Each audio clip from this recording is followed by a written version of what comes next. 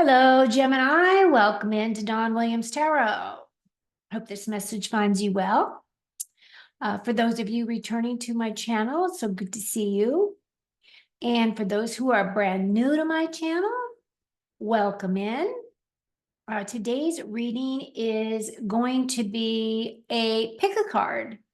And basically, it's kind of like a little game more than it is like a deep, heavy reading.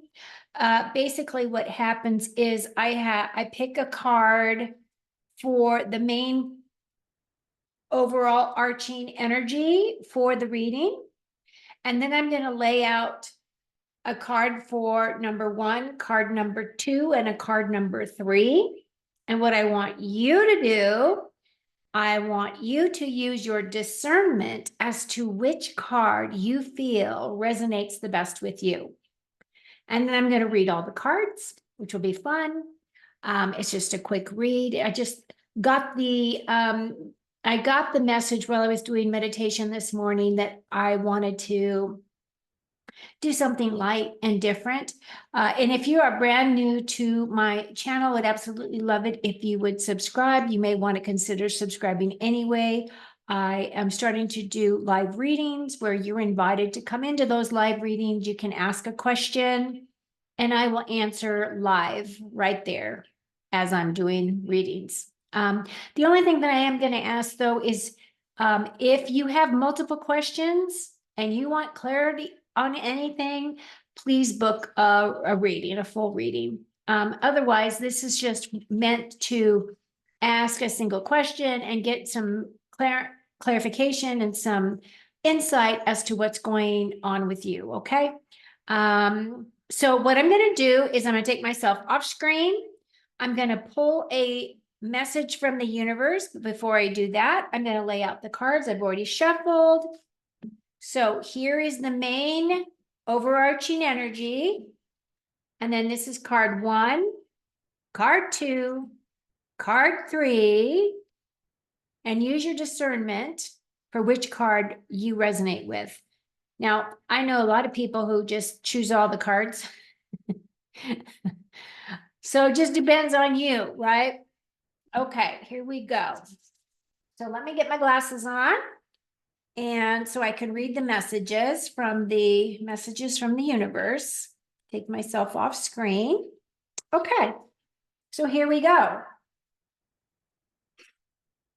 And your message reads, and I'm going to put it up here so you can read it. So you can either do a screenshot or you can stop the video and read it yourself as well. But it says, every situation in life is temporary. So when life is good, make sure you enjoy and receive it fully. When life is not so good, remember that it will not last forever and better days are on the way. Now, to me, this reminds me of the Wheel of Fortune card, right? Because the Wheel of Fortune is constantly changing. And of course, all of our lives are cyclical. We have moments where we're really on top of our game, and then we have moments where things are where we feel as though we can't get out of our own way. Like, there's something preventing us from moving forward. But like this says, doesn't last forever. Things just keep moving on because everything about life is about change, right? Okay, Gemini, here we go. So the overarching card is the Four of Swords.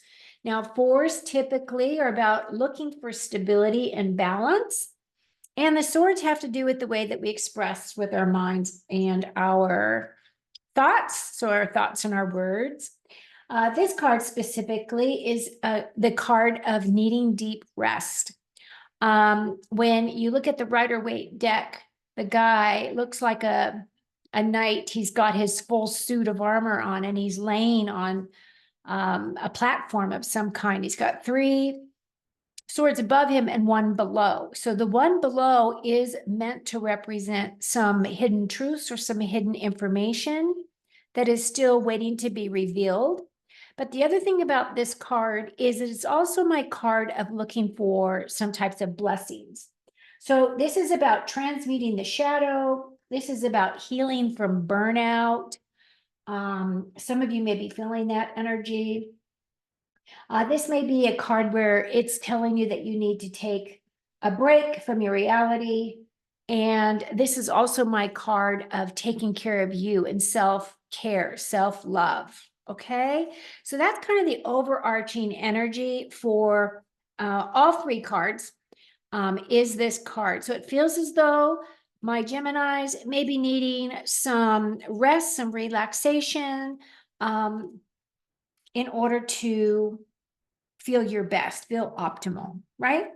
And of course, that could be tying in with this. You might be feeling a little bit down. You might be feeling overweighted in a way. Okay, so card number one, here we go. For those people who chose number one, oh, we have the moon. Okay, so the moon card is our first major arcana here. So the Four of Swords is about rest. The moon is also, remember I was talking about the sword that was underneath that's saying that there's something hidden. Well, that's kind of what the energy of the moon represents as well. It's about mysterious paths. There is some element of unknown associated with this card. And then the other thing is about like hidden subconscious thoughts, subconscious feelings about things. And then the other thing that the moon is about is, you know, it's definitely a card of illusions and hidden truths, but it's also about the unknown and trusting your intuition. So trusting your intuition is important. Facing your fears. There is some fear associated with the moon card. And then also there is also an energy of uncertainty. And that's also my card of dreams as well. And so what that is really talking about is, your subconscious does try to communicate with you through your dream space. And what spirit typically tells me is if you're starting to have a lot of dreams, that your subconscious is trying to give you a message. And for you to be able to understand that message more clearly, you might want to write down your dreams as soon as you wake up, because that's when they're freshest in your mind. And if you can get a pad of paper and pencil or pen, put it by your bedside. As soon as you wake up, write down those thoughts and keep a journal, because your subconscious is trying to get a message to you. Okay. So that's kind of the energy of the moon and the sword. So basically what I feel is happening with this situation is it does feel as though if you chose number one, that a part of you is really needing to really look at that dream space and also recognize that some things are going to be coming up for you that you might not be aware of. And so keep a lookout. Okay. So number two, here we go.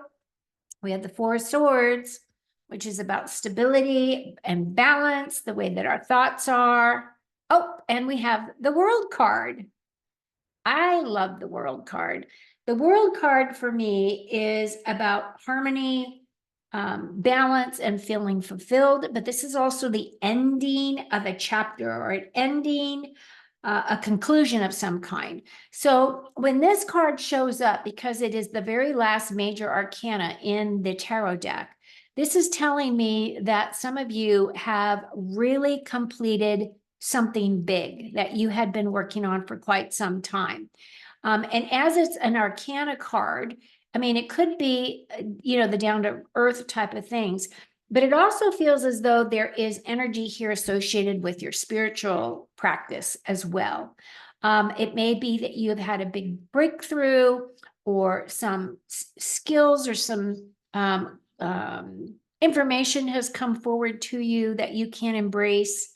The other thing about the world is it's about the perfect ending. It's about inner peace.